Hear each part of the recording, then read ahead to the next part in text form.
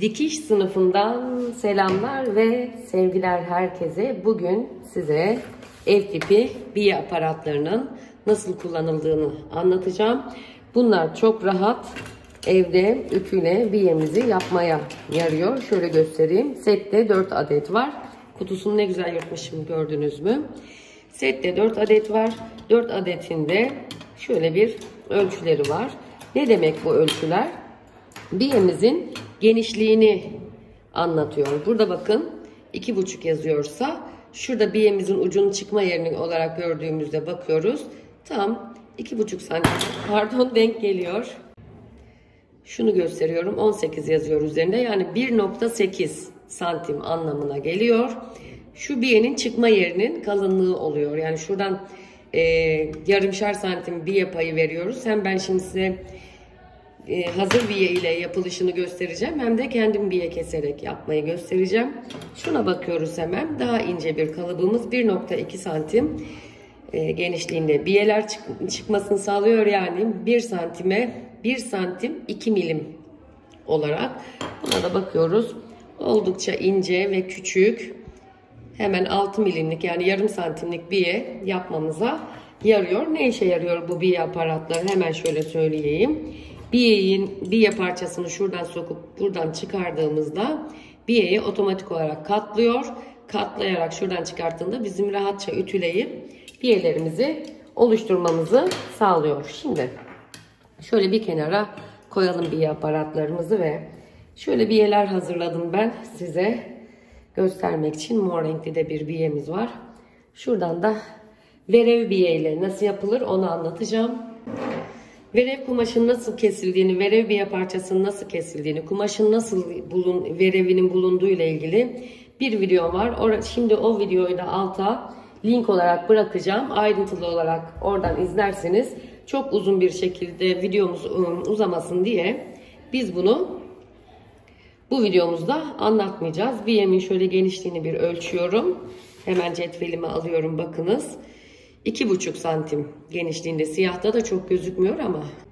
Evet, şimdi şunu söylüyorum. Bu biyemizin genişliğini ölçüyoruz. Tam 2,5 santim genişliğinde. Bu 2,5 santim genişliğinde olan 2 nokta, yani şundan geçecek anlamına gelmiyor. Çünkü içine bir katlama payı var. 2 katı genişliğinde olması gerekiyor. Yani şunda 1,8, 2 santim diyelim ki bu buradan geçecek ki buradan katlanarak çıkmış olacak.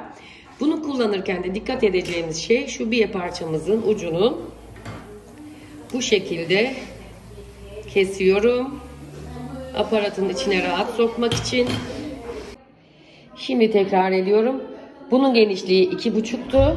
Bu da onun yarısı kadardı, 1,2.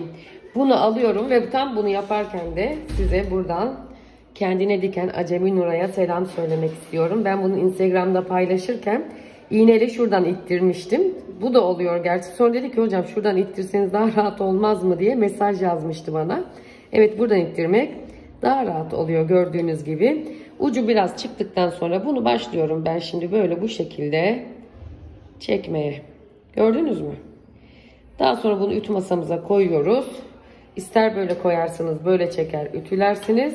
İster böyle koyarsanız böyle çeker ütülersiniz. Hatta şurada görün ne kadar eşit bir parça olduğunu. Şimdi de daha kalın bir biye de göstermek istiyorum. Bunu göstermiştim. Bakın ölçüyorum. Şurayı 4 santime denk geliyor. Tam 4 santim yarısı kaç? 2. 1,8 olanı, yani 2 santime yakın olan aparatımı alıyorum. Şöyle şu şekilde gene ucunu kestim. Az önceki gibi şuradan sokuyorum. Ortalayarak sokmaya gayret edin. Gerçi elinizle de ayarlıyorsunuz. İçinden yürütüyorum. İki şekilde de yürütebilirsiniz. Ucu çıktıktan sonra yaklaştırıyorum kameraya, bakın. Siyah olduğu için çok fazla, keşke siyah olmasaymış. Ben bir de siyah video, yani siyah kumaş paylaşanlara kızıyorum YouTube'da ve Instagram'da, gözümüz görmüyor niye siyah yapıyorlar diye. Bakın şöyle gördüğünüz gibi bu kalınlıkta biyemizin çıkmasını sağlıyorum. Bu tip kumaşlarda da yani biye parçamız şu şekilde biyelerimiz yoksa kendimiz şuralardan verev kesip işte kaç santim istiyorsak 2 katından kesip bunu bu şekilde keserek biye aparatının içinden de geçirebiliriz. İlla ki şu şekilde top şekilde satılan biyelerimizden olmasına gerek yok. Söylediğim gibi alta şimdi link bırakacağım. Bu parçalardan da verev biye nasıl kesilir? Kesildikten sonra ıslatılır ve nasıl ütülenir? O şekilde yapmamız gerekiyor. Dikkat etmeniz gereken şey bakınız. Kumaşımızın eni, kumaşımızın boyu, kumaşımızın verevi ve biz bunu mutlaka verev olarak yapmamız gerekiyor. Niye verev olarak yapmamız gerekiyor? Onu da söylüyorum. Biyenin şu içinden rahat dönebilmesi için ve dikildikten sonra yuvarlakları da rahat döndürebilmesi için verev olması gerekiyor. Şimdi ütülemesini göstereceğim. Evet, şimdi Hayriye Hanım'la Tülay Hanım'dan rica ettik. Ütülemesine bakınız. Paylar gözüküyor mu tam olarak, şöyle çekelim onu oradan.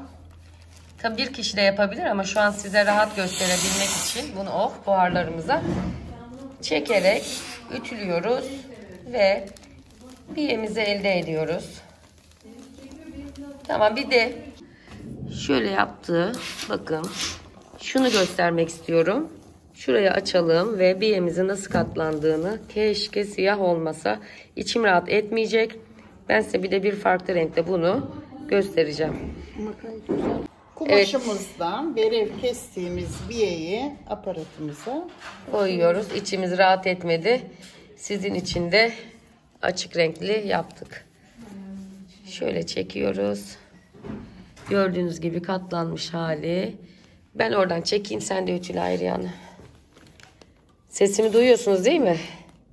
Hastayım. Çekiyorum. Buharda ver. Evet, çektim. Bu kadar. Ah, elini yakma.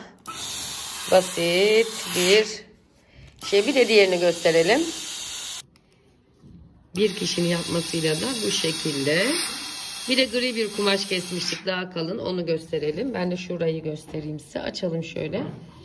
Çok net bir şekilde biyemiz oldu.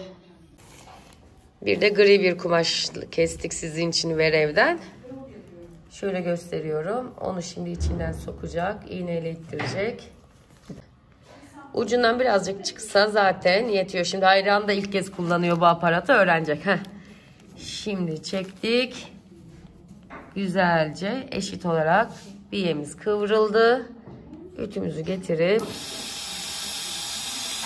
yapıyoruz. Kumaşın ütü tutması da önemli tabii. Ütü tutmayan kumaşlarda belki iyi bir sonuç vermeyebilir. Şuradan açalım, gösterelim. Eşit bir şekilde biye kenarlarımızı kıvırmış oldu. Teşekkür ederiz. Dikiş sınıfından sevgiler herkese.